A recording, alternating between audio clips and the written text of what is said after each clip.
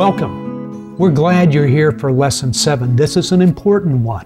In this lesson, we'll discuss establishing a belief system for your home. A belief system is the opportunity for you to establish policy and procedure within your home based upon your beliefs. And then you establish rules to back up those beliefs, and then establish consequences to back up those rules. It's important. It's very important. It will give you the opportunity to implement change and to stop chaos. It will give you the opportunity to start somewhere new where maybe you're beginning to see some areas that you've neglected in the past. So take the opportunity to develop this belief system in your home. Today we're going to discuss establishing policies and procedures, communicating the rules, and agreeing on the consequences. Let's get started again with comments from parents just like you. But there is, rules about watching television. You have to ask before you watch TV. You have to ask before you go on the computer. If you want to do anything, you have to check with me. I want to know where you're going to be, who you're going to be with, the times. There's, definitely the rules of just being respectful to one another. These are rules for our whole family. And, that we want to treat each other with respect, and we want to, and just making them rules for the home rather than just, we want the kids to act such and such. So that maybe it'll make our home work better. No drugs, no alcohol, respect for each other, again, and for his brother. We have bedtimes and curfews and those types of things, and amount that you can play on the video games, and we still ask that they go to church or be involved in the youth group. But we're much more now communal decisions. We sit down and talk. Yes, we still have the final authority, but it's much more of a communal input from the child about what their needs are and wants are. We're going to talk about developing personal family beliefs, coupling that with establishing rules to support those beliefs, and then on top of that, formulating consequences to support those rules. Now, you have to understand what beliefs are, and this is the reason that I say develop it on a belief system. It's very difficult for kids to argue about what you believe. If you try to explain everything away, they'll be the first ones to give you an opposite explanation that will say, "Now, wait a minute, Dad, you're wrong. You're terribly wrong. Mom, you don't know what you're talking about." And so perhaps what I say to them is, this is what I believe, and that's it. This is just what I believe, and this is how it ought to go. A belief are those convictions, opinions, ideals, morals, values that are held dearly because of past experience, biblical wisdom, tradition, culture, or marriage. There's things that I believe about a family. Now, all along while I've raised my kids through the elementary school years, I may have parented them one way, and we may have run our house one way.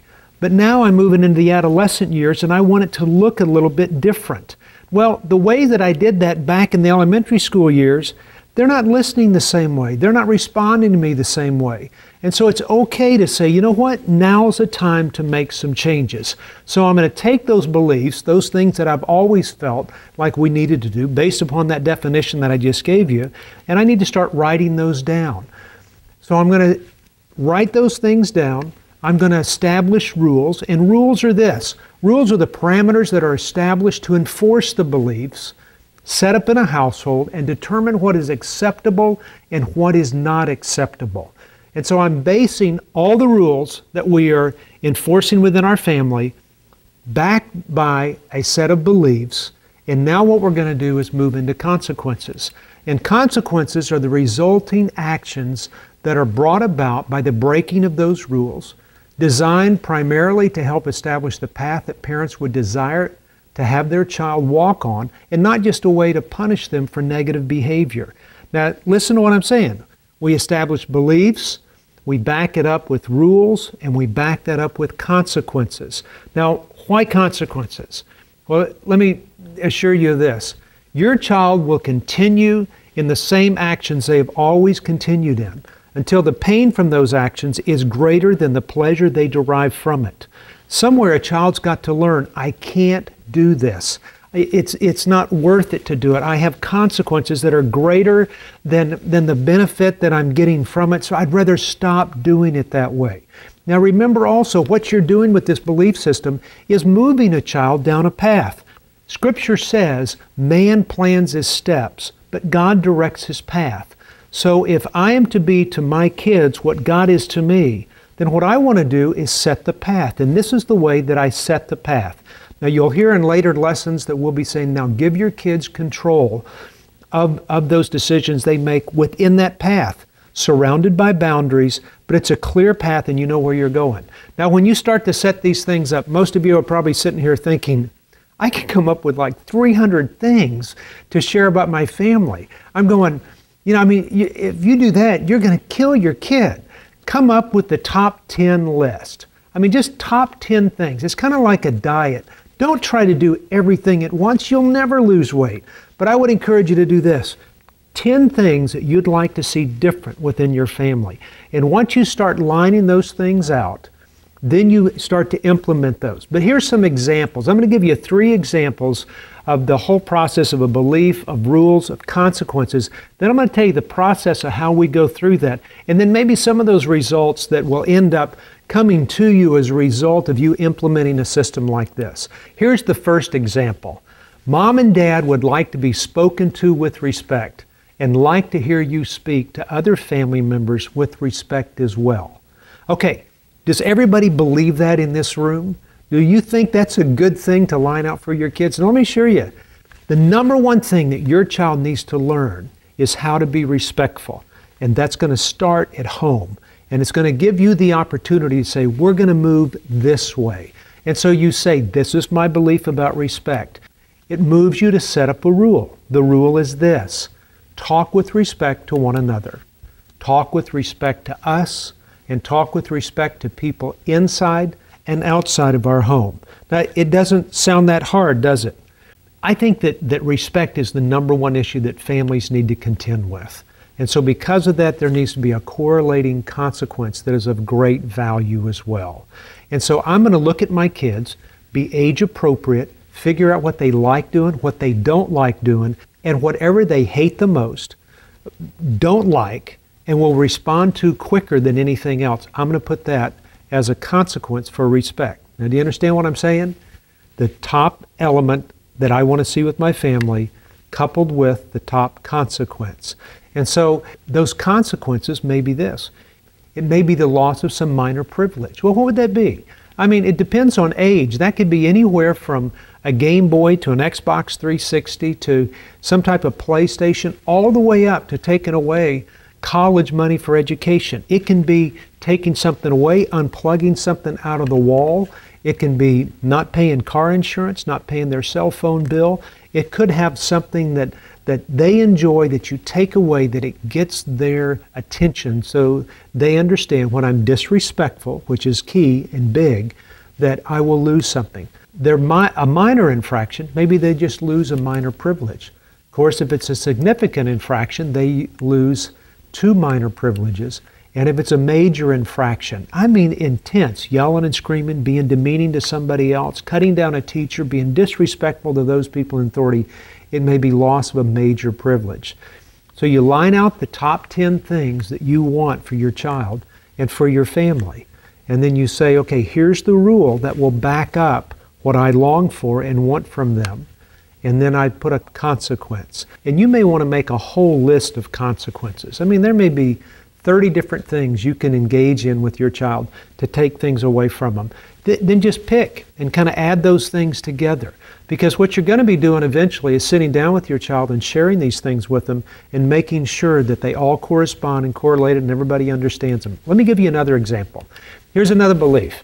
Mom and Dad believe that underage drinking, underage smoking, and all drug use is wrong, jeopardizing your health and the welfare of our family. That's a good belief, especially if you have a child that's dealing with those issues. You can come back and say, here's the rule. There's no smoking under the age of 18. There's no drinking under the age of 21. There's no drugs at all. If you have a child that's been using drugs, You may want to engage and say the rule of our house is until we know otherwise, there's going to be a drug test every Friday afternoon when you come home from school. You engage what you need to engage. One of the rules in this belief may be that your child needs to attend an AA meeting, or they need to go to an NA meeting, or they need to be in counseling until they get through something like this. And the consequences would be this. A minor infraction may be that they're grounded for 1 month. And some people say, well, man, that's a lot. But you know what? What can happen with drug use is they could be dead. And you have to compare it to the worst case scenario. So it is something that is small in one sense, but great in another to your child to be grounded. So they get this message, I don't want to do drugs because I'm going to be grounded for a month. A significant infraction may be the loss of many privileges for several months. That may be where you take away the car. A major infraction, it may be that that's where you just need to sit down and talk about it. If your child's 18 at that point, that may be a time that you say, you know, it's time for you to leave home. Now, the point of it is that I'm letting my child know, based upon these consequences, that we're not going to do this anymore. It's not just to give punishment. It's to set a path that your child can walk and move in a positive direction. Let me give you another example. Mom and Dad believe that there are certain kinds of music, television, computer games, even books that can be harmful to the emotional and spiritual growth of your family. I mean, it's basically a parent saying, I don't want you watching these things, looking at these things, reading these things. It may be that something's on the internet, you can't go to these places. But this is what our house says. This is what we say within our home, what's going to be watched on our TVs. Games and books and television with violence or sexual overtones are all subject to review and approval. You're going to have to come to some decisions within your family about R-rated movies, whether it's good to see them, whether it's bad to see them, PG-13, PG. You have to come up with what you think is appropriate with your kids. Now, some people may say it's okay for their 17-year-old to watch R-rated movies. Not in my home. And so there's an aspect of it, you've got to come to that conclusion. Are you right or wrong? That's your decision, what you have to make. You've got to come to some conclusions for what you want with your family. And it can't be just all this list that I would hand you. You've got to come to this conclusion. Now here's another one of the rules that I would put to back up this belief. That music with violence, profane language, depressing or sexual overtones